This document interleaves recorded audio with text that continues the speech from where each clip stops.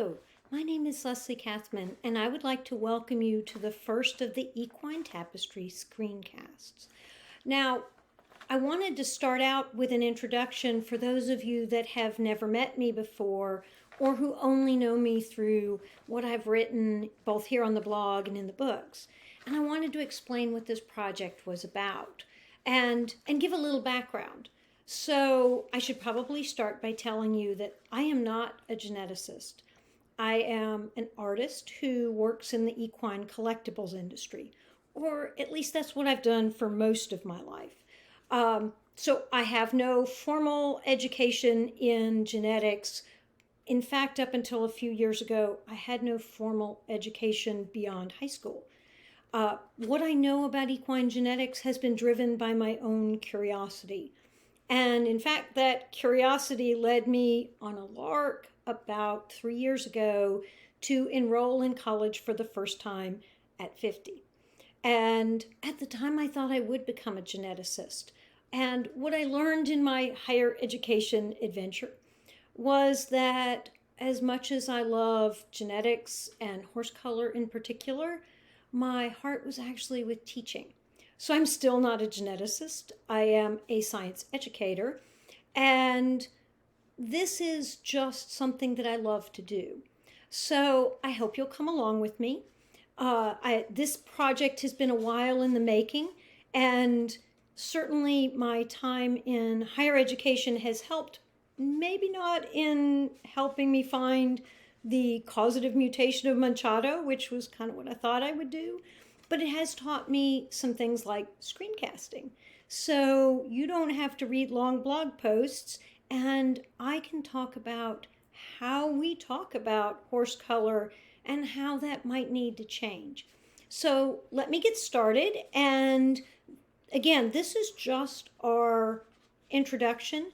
There will be more to follow with more details. But I want to give you at least a little bit of a taste of how this will be set up and also why we need to do things differently in the way we talk about horse color.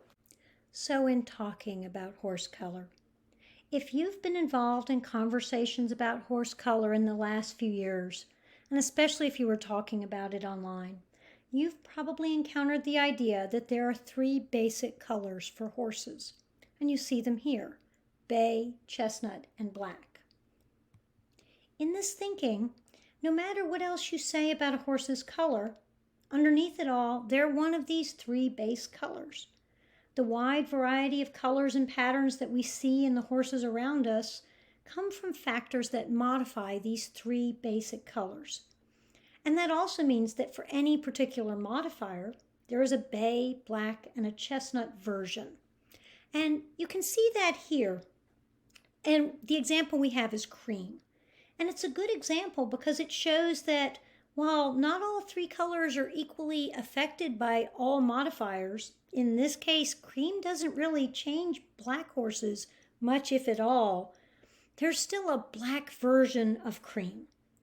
And so this sort of conception of horse color is what is known in science as a framework of understanding.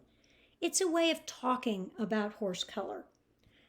And that's an important distinction because it sometimes gets confused for the science of horse color. It isn't the science. It's an organized way to talk about the color of horses so people can understand the science. Frameworks of understanding are common in science because in science we often talk about things that are complex or messy or abstract. It's not a lot of black and white. So when a particular framework is useful, it tends to catch on because it makes the science accessible to non-specialists, to people who aren't involved in that field of research. But frameworks are not timeless. One of the things that is true about a framework of understanding is that it tends to address questions or areas of confusion that's very specific to its time. Frameworks have limitations. And that's where we are with the base plus modifiers framework. And let me explain what I mean.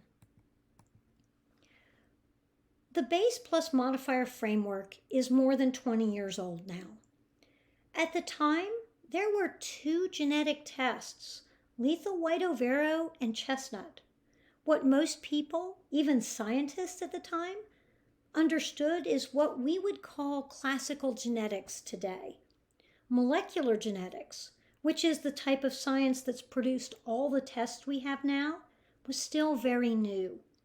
So if you were talking to people about horse color genetics back when this idea first kind of was developed, you might hear questions like, well, is gray dominant over bay? And gray was commonly thought of as a basic color because it was common and it wasn't especially fancy. But to be honest, these types of questions were asked even with fancy colors. It was not unusual to have someone ask something like, well, if bay is dominant over chestnut, is it also dominant over Tobiano? By stressing that modifiers were separate things, it was easier for people to understand how modifiers were only dominant or recessive to their absence. That something like gray was dominant to not gray, and Tobiano was dominant to not Tobiano. The other way that the base plus modifier concept was helpful, that it helped make some relationships clear, because it followed that there was a bay, black, and chestnut version of any particular modifier. This was relevant to the newly discovered modifier champagne. At least it was new then. Champagne horses were actually known before this. Early records of Palomino breeders talk about pink-skinned or pumpkin-skinned Palominos. An entire breed, the American Cream Draft, had this color as a defining characteristic. There were also cases of rare lilac dun horses and oddly colored walking horses and saddlebreds, including the walking horse that gave the color its name. But the idea that 3 versions of each modifier, well, it made it easier to see the connection between those 2 colors where people had not seen that they were related before. But because the point of developing a framework like this is simplification, frameworks have limitations.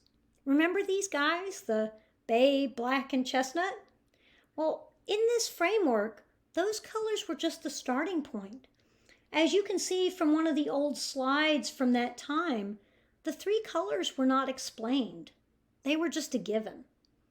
Some of that is because the framework was originally put together as a way to explain color to other artists. That's why the original word was base color rather than basic. And that's because that's how someone painting a horse conceptualizes color. There wasn't a need to explain the basic colors, and doing so would bring up more technical aspects of genetics that, at the time, just weren't relevant to the way most artists and horse people needed to understand color. But as time passed and the science progressed, and the general level of understanding amongst people interested in horse color rose, this particular limitation of the base plus modifier framework created confusion. This tended to take the form of confusion between basic colors of pigment and basic colors of horses. Mammals have 2 basic types of pigment, red and black.